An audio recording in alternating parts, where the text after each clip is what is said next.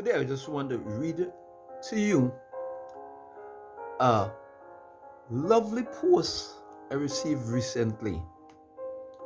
And it's a story about the Dead Evangelist in choir robe.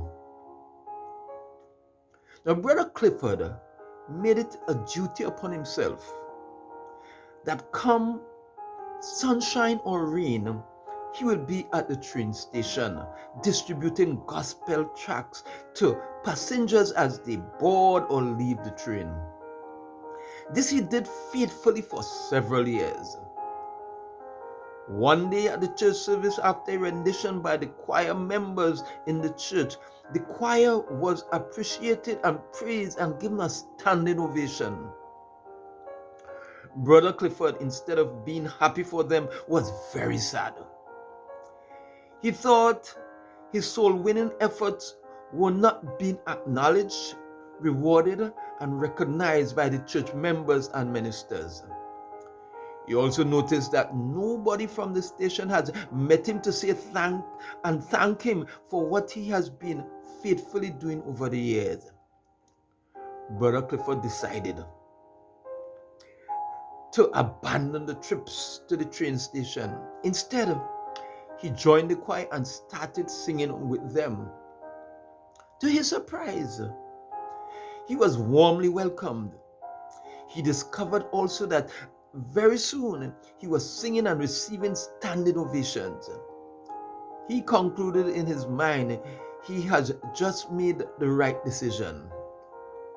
One day he sang Psalms 23 as a solo, and by the time he finished singing, the whole church, including the pastoral team and the elders, were on their feet, clapping and giving him a standing ovation. Suddenly, there arose an old man, a stranger in the midst of the congregation, who asked to sing the same song while the church was still on its feet, clapping for the soloist. Cynically, the pastor agreed against all protocol to allow the old man to sing. By the time the old man was finished singing, the whole church was on its knees, some weeping and others praying in repentance. That day there was no more sermon but an altar call, with sinners giving their lives and backsliders returning to their first love, and the whole church rededicating its life. Brother Clifford, the evangelist in a choir robe, felt a deep hole in his heart. He felt empty. He saw the difference between entertainment for the appreciation of men and the ministration for the appreciation of heaven. He left the church with a heavy heart. Without thinking of removing his choir robe, he headed for the train station empty-handed, as if in a trance. Getting there, he met a man in the same spot where he used to stand to distribute gospel leaflets before. The man was distributing gospel tracts and handed him one. The tract read, "I will be a faithful soldier. I will die at my post." It ended by asking, "Are you a faithful witness of the word?"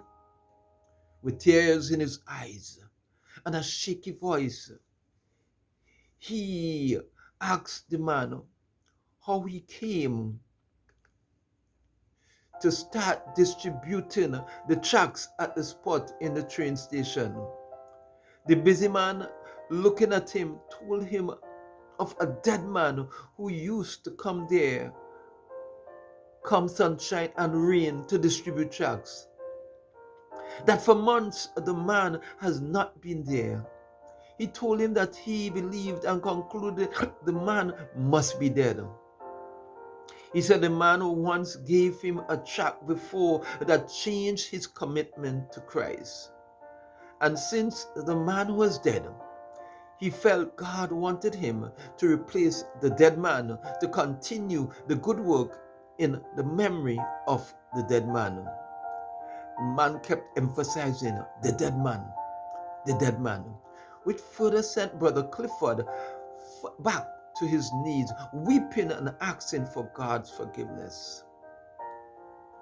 Have you left your assignment because of some discouragements from cynics and critics?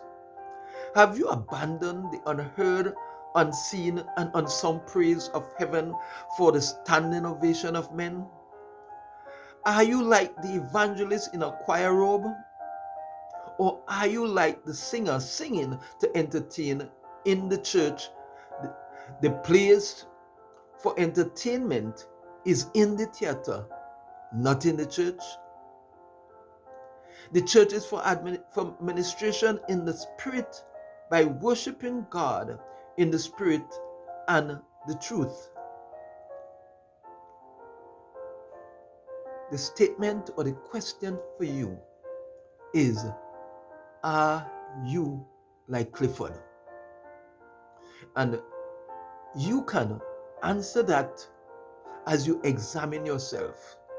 You can know for yourself whether you are singing for appreciation and men's applause, or you are singing, or whatever you are doing it to the praise, honor, and glory of God.